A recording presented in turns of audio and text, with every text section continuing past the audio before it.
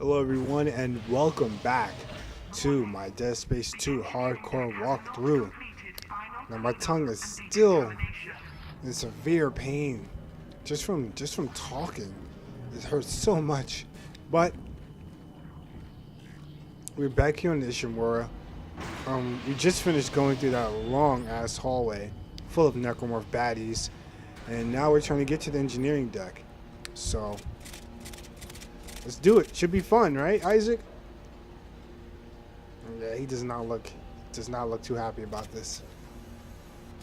Now the Ishimura has its big spots, I guess, but once you start counting necromorphs and once you start really paying attention to where they spawn from, and you start using the detonator mine, it becomes a piece of cake in that you can really just deny a lot of necromorphs.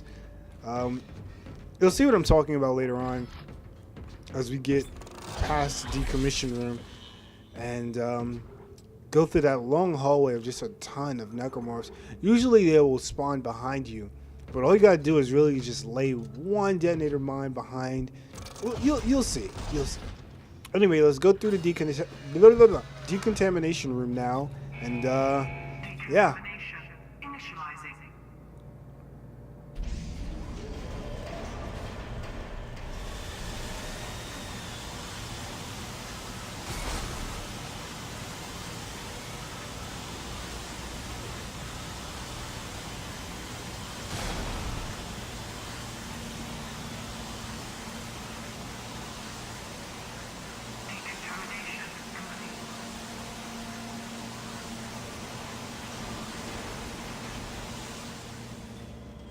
So there's nothing going on in this room, not yet anyway. The game is just kind of teasing you.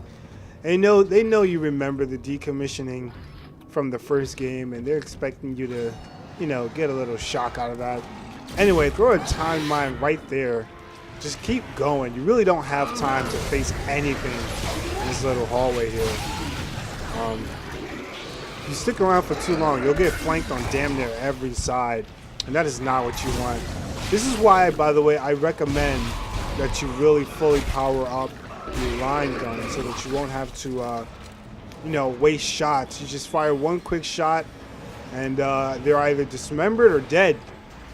Now, you don't have to do what I'm doing here, which is, fight them off. Once you close that door into this room, those necromorphs will vanish, so don't worry about it. Upcoming puzzle part is a puzzle in this room. You just have to find all the pieces of the center device, realign them properly, and it'll start by itself. However, they're all located in some pretty snazzy spots, and it can be hard to locate, especially one of them. I believe one of them always eludes me. I don't know how, but you can locate them with that signature, red flashing light that's on all of them, like that, for example. Now there's always, as I said, one of them that just eludes me, and I believe they all start in the same spot. So if you can keep up with this video, about the locations of where I'm finding everything, you should be able to find them all in the relatively the same spot. If not, then well, this isn't impossible, so you don't really have to worry. But do look under the machine as well as over.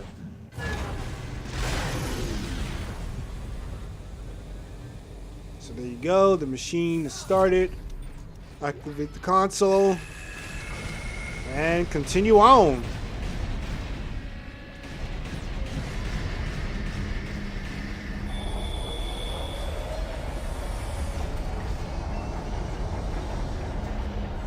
There is a save point here, by the way, if this is one of your problem areas.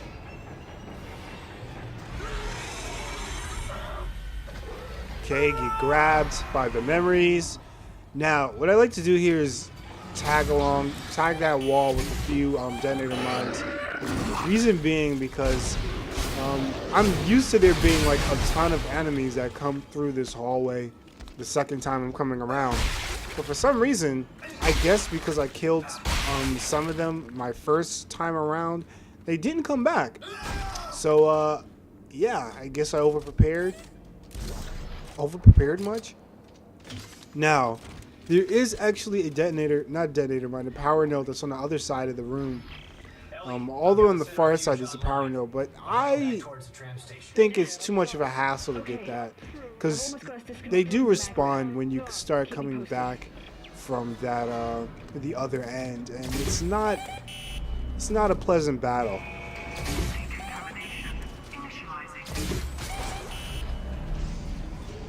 So here we are in the second decontamination room. I just like to section off everything. A fair bit of warning, most of these don't even survive the horde, and that's because I placed them in very bad places. You probably do want to place them like I placed the last one, just straight up. That way, once they start coming through the vents and the spawns, you'll take care of them like that. But it doesn't really matter. I still emerge victorious. Now, of course, I'm recording also, so that guy just had to get his hit on me.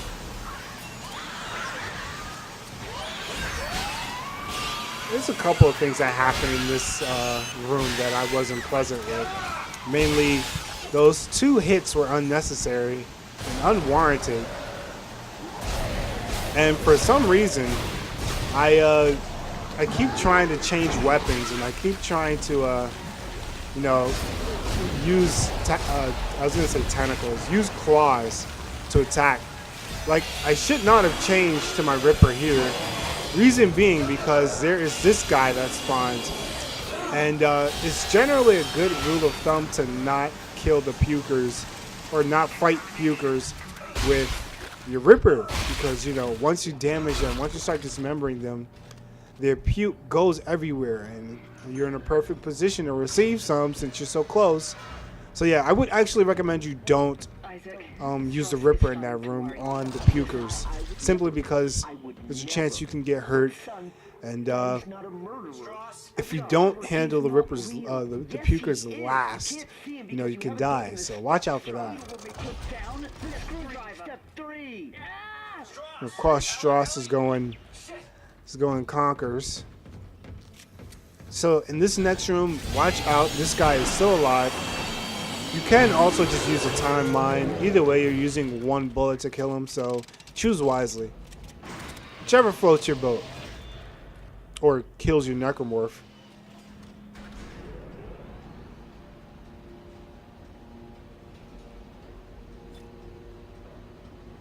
So yeah, I generally don't like the Ishimura ship just because one, it's before I save, and 2, it's after I've saved a long time ago. If you guys remember, I did save a pretty freaking long time ago. So if I die on the ship, I have quite a ways to go, and that does not please me at all. So once again, I should apologize.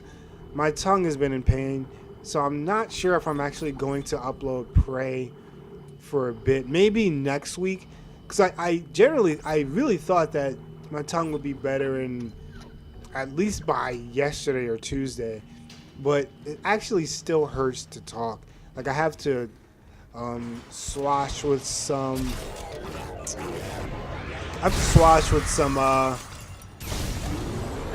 salt water. I don't know why it took me forever to think about that. So yeah, there are 2 necromorphs in this room. Here's the first guy who came charging at me. Then there's a second loser who thought he was going to get me. And there's actually a third one right there who climbs over the side of the railway. There you go. You can get rid of him and the little creepy crawlies at the same time.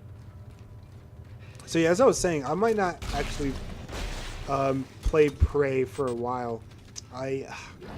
My tongue is just really painful. Also, for those of you who are interested in my Resident Evil Revelations walkthrough, I'm actually finished with the game. I completed it a few times, and I'm working on an official walkthrough. No longer a blind playthrough, but an actual walkthrough of the game. So look forward to that. Also, Inferno mode is absolutely incredibly difficult for someone who's trying to play through on the first time. But enough about that. More back to my Dead Space. Unexpected obstruction ahead. Shutting down. Welcome to the medical deck. Crap. Yeah, so we completely missed the humor because of my babbling. Anyway, this next part is pretty simple, pretty nice. It's one of those areas where you're proud of yourself for actually forming a walkthrough to get through it, because it makes it that much easier. There's a lot less confusion. So there's going to be some spawns on the far end of the room. Grab the stasis canister, use that, toss a time mine. There's always this guy who's around. So if you walk through the shutters, you're actually going to have to deal with him behind your back. And there's that last spitter right there. Now, in my experience, that spitter actually will spawn if you walk through the shutters fast enough. But then you'll be ignoring the little baby thing that you saw me deal with beforehand. So, you know, pick your poison at that part. I generally like to make sure I'm not hit, so I just take them both slowly. So, this room, I like to use the timed mines, or detonator mines rather, simply because we're going to be coming up against bombers while we're dealing with these guys. And these guys can take a while to kill. So, unfortunately, none of these work in this playthrough, but usually that works in disseminating the bomber nice and clean. That way we won't have to worry about dying. You know, that terrible part. And this guy just completely vanished, so we gotta let bygones be bygones. You can also toss some more timed mines out, because after we do this hack, there's gonna be some more spawns that come in. So if that's something you want to try, you can very well go ahead and do that. But you don't need to. None of these necromorphs are match rise or clock. As you go, there's one more puker.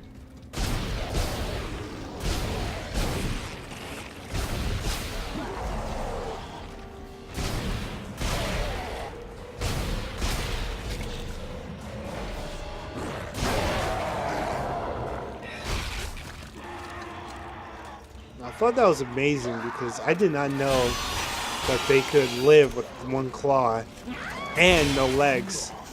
It'd be enough if they had, you know, one claw, the other claw, and both.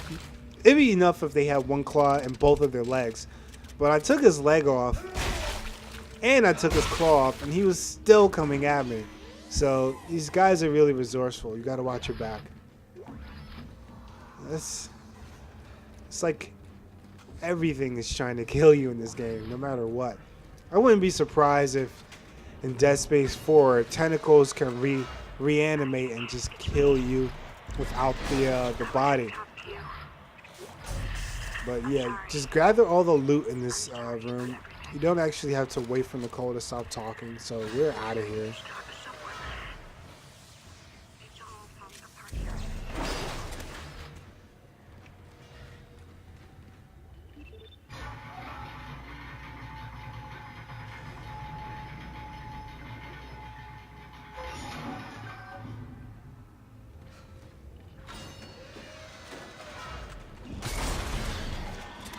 Don't worry, there's nothing in here that'll hurt you. I have seen it before. It's just a leaper, by the way. And sometimes he will, if you come close enough to the ladder, he will like go over to the other side. But his primary programming is to ignore you. So he'll just turn around right away. Now, before you go too far, there's this guy over here who's really unfortunate. Really unfortunate. As soon as you move this over and cross, there's going to be another leaper that spawns. You can hear him right there. Now, just throw out a detonator mine, and he'll get caught by it, and then just ripper him to death. Simple and clean. Probably not clean. It's probably really bloody. So yeah, he just commits susu. I usually like to toss a couple of detonator mines out to this guy over here. But just as simply, you can also just use the elevator to come back up, which is actually what I do anyway. Yeah. So you can just use the elevator to come back up, then toss your detonator mine up here, which works. You know, both strategies work just as well. And then you can take care of them like you did the other. Now, there actually is another leaper that spawns here. And this guy is the most annoying fucking enemy in the goddamn game. That one particular leaper would get me every single time. I would just forget that he exists, and wham, half of my life is gone. So be wary of that leaper, the second leaper that spawns after you go down the elevator for the first time. There's another goodie room where you can collect all the goodies. You know, that's why I call it a goodie room. Yeah. So after we're done with this room, what we want to do is we want to take out this battery and actually just put it back in. Taking out the battery will actually spawn the necromorphs that are supposed to come once you pass the trigger line. However, if you leave that in there, you actually make the he just kind of zoomed overhead. Now, I don't know how he survived that, but usually when the necromorphs pass through that electric barrier, it's a one-hit kill. So you can see how much hardcore mode, how much bullshit with hardcore mode was giving me.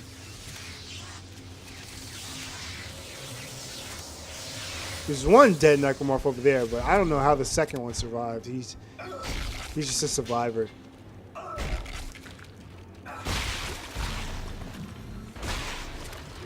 And that's it. We're done with this room. There's a power node room here.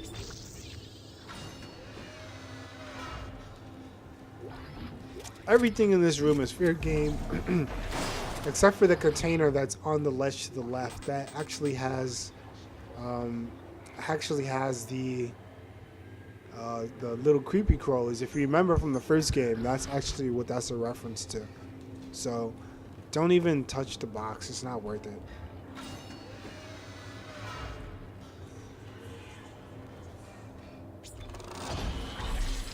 By the way, that's a nice room if you're pretty low on healing items. As you can tell, this is the medic bay, and that is the power node room that has the most healing items in it. Plus, it has a large med pack, so that's always good if you're looking for more credits.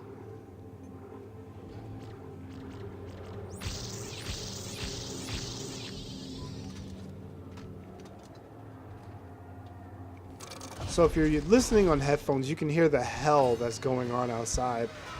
And we're about to enter that hell really soon.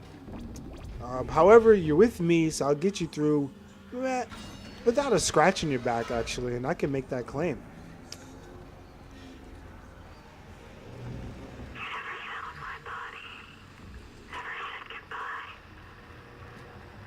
Yeah, whatever, Nicole.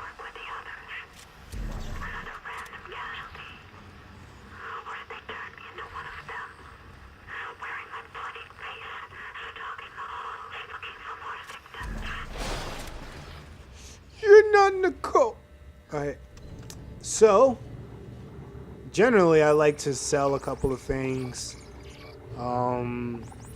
Get some more power nodes, go back to that bench that you saw me at earlier. I'm not sure if I do it in this walkthrough, or in this video rather. I could just move on.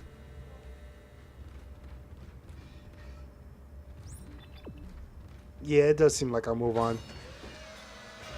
So in this next part, we're actually going to the captain's nest, which is was one of the previous problem areas in the first game. Entering zero gravity. However, you're gonna be sticking with me, so take it easy. I got a nice sure plan for you to get through that room, hassle-free.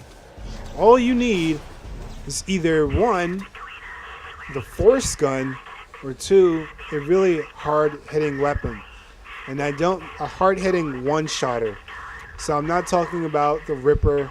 I'm not talking about a fully upgraded plasma cutter. I'm talking about either the line gun or the force gun, or not even the contact beam. You just need a hard-hitting weapon. You're gonna be running through a lot of enemies, and it's generally not a good idea if you just have, you know, a little puss weapon. So immediately run through, stasis him, ignore him, stasis him, and stasis him. Now the reason you want a hard-hitting weapon is just in case there is a stalker behind any of those containers. Fortunately, I was lucky and I didn't even have that problem. So, yeah. If you lucked out like me, then good for you. Let's hope this works. It'll be tight. So there's nothing but cinematics at the end of this. So I'm going to end it here. I'm going to end my commentary here. Thank you guys a lot for watching. Hope you appreciated the video. I certainly appreciated you viewing. So I will see you in the next video where we head off into the, oh gosh, into the Drill of Death. You can see how I handle that.